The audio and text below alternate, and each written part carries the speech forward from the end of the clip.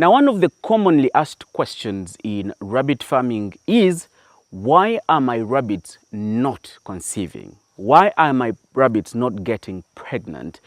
Now, there are several reasons as to why your rabbits are not conceiving, and definitely that's exactly what we're going to answer today in this particular video.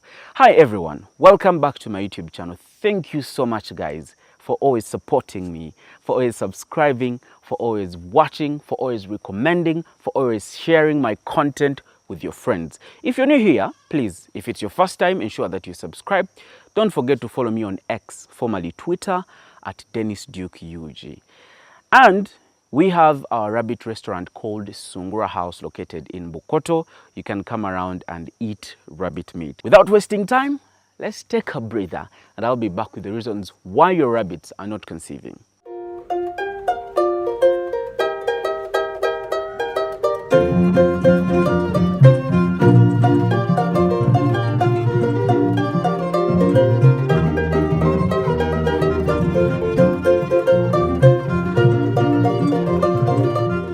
Now, before I give you the reasons as to why your rabbits are not conceiving, one thing you should know in rabbit farming is it is a game of numbers. The more numbers you have, the more monies you will make, the more profits you will make.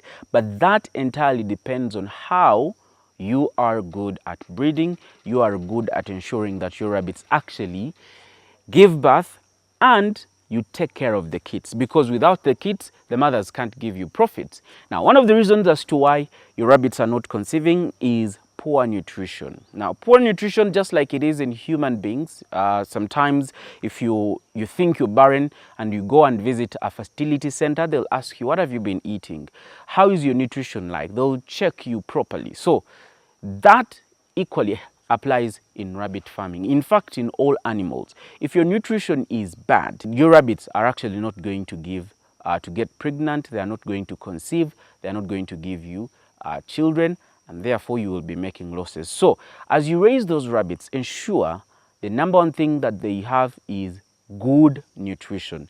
By good nutrition, of course, somebody would ask, I have done everything, but the nutrition is bad. Well, it depends on what amount of food and what type of food actually you are giving to your rabbits. So majority of the people, because they fall into this without proper research and farm visitations, they end up making mistakes. So the feeds that you should actually give your rabbits, in case you cannot, I understand commercial pellets or commercial feeds are a bit expensive, most especially in recent times, but also in rabbit farming, the lower the commercial feeds, the higher the profits. So this has prompted farmers into going, getting grass. Now, just any grass as long as the rabbits eat. Yes, the rabbits will eat it, but they will only be surviving. They won't be getting all the nutrients that they require for proper growth, for proper development, most especially when it comes to the their reproductive system. So you want to feed them on grasses like alfalfa, grasses like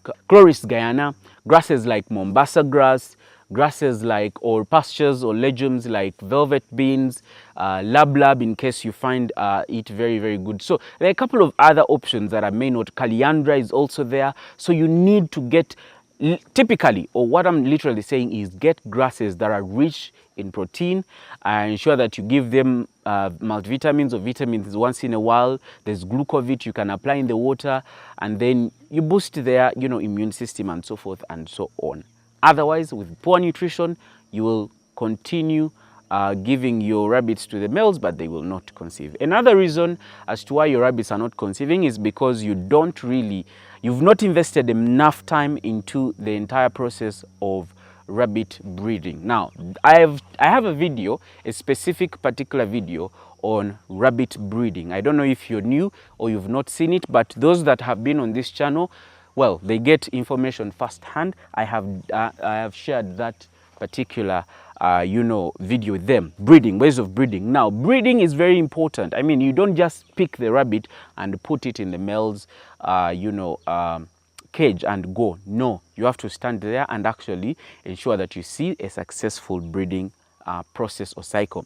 Now, majority of you that also are not aware, they pick the male to the cage of the female. Now that's quite unfortunate for you because rabbits are territorial animals. By territorial, I mean they mark their territories. So when you pick the male and you put it in the female's cage, the male will feel inferior, it won't be comfortable, and in most cases it will not perform to its expected standard. So you need to ensure that it is the female that you pick and you put into the male's cage. I hope that is very clear. So once you do that, ensure that you stand around or you stick around a few minutes really. If you are doing rabbit farming for commercial reasons, you really need to put in the time to be there, to be available, to ensure that this process is actually very successful. So you want to be around and ensure that it falls off. So if it's a successful breeding cycle or process, the male will fall off the female after it has released its semen. I think, let me be just straight. We are all adults. I'm sure no young kid of 15 is watching my video. I've looked at the analytics. Majority of you guys, Moli Nkanga, you're older person. So a successful mating cycle is when the male falls off. But once doesn't necessarily confirm that this has conceived. No, you've got to ensure that you at least have 2 or 3, so that in case the first one didn't, be successful, wasn't successful, the second one, the third one could actually be successful. So you want to have that. But majority of you just put it there and you go and do your things. No, it won't. Sometimes it won't. You see, rabbits, most especially females, are sometimes very stubborn. You put it there, it keeps running around with the male until the male gets tired. Now, for you, just put there, you haven't even monitored anything, you'll think it has conceived when it actually has not conceived. Another reason is you are breeding young animals. By young animals, animals that are less than 3 months. So a rabbit typically comes of age at about 4 months, but we usually advise that you wait until around 4.5 to 5 months, depending on the type and the breed of rabbit and the weight. Some rabbits grow faster, some grow slower. So you want to be keen on that as well. So around 5 months, they are ready for breeding, and so you should introduce it to the males.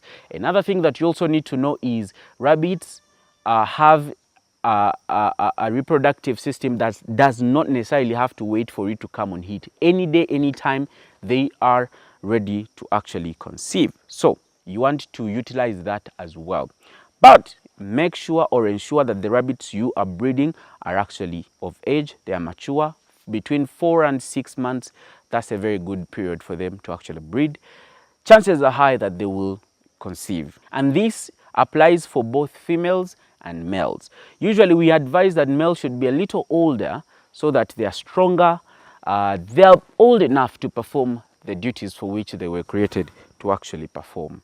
So you want to ensure that that is actually followed as well. We also advise that when you're breeding, ensure breeding is simply mating. I don't want to emphasize that word because my video could be flagged or something. But breeding is the process of getting children, okay? Yes. So you want to ensure that the animals are breeding during daytime, okay? Not daytime, but rather in the morning and late in the evening. Why? Is because temperatures are still low during these times. In the morning at about maybe between 8 to 10, the temperatures are really cool. They are active. They are running up and down. The other time is in the evening at about 6, 7, 8. Those times are equally good because the weather or the temperature is really cool, and so the rabbits are enjoying. Otherwise, if you put it during daytime, majority of them are resting. It's hot. It won't be a very comfortable time for them to breed. So you want to ensure that you breed them during perfect timings. Sometimes the rabbits are extremely stubborn. Yes, the females keep running up and down. You want to help it. By helping it, you touch the ears and you put it in one position for the male to be able to come around and do its job properly without having the hassle. This is done in goats, this is done in cows, this is done in pigs, this is done in several other animals, most especially during that period of breeding them. So don't feel bad, do it, help it as well, so that you are sure you are sure that it has had a successful cycle. Now, in rabbit farming, there has not been a lot of development, most especially in African countries. Well, in developed countries, they are using artificial insemination. Now, in Uganda, not very many farmers are doing it. As much as there are those that are doing it, I've not had a very 100% successful rate of one farmer that is doing it on a large scale. It's still under trial. Those that are doing it literally on small scale as they experiment and see how and what are the outcomes. So as we wait for that, you need to ensure that you follow some of the things that I have actually talked about so that your rabbits do conceive, do get children, because those are your profits. Another reason is mating or breeding rabbits that are from the same lineage. Now, this is inbreeding, but it could also have an effect on the reproductive process somehow, somewhere. So you want to ensure that you avoid some of those mistakes. Like if you're breeding, do follow the things that I've talked about. My name is Dennis Duke Wanyala. That's all I had for you in this particular segment. Until then, please follow me on Twitter at Dennis Duke UG. Don't forget to come and support us at Songra House. See ya.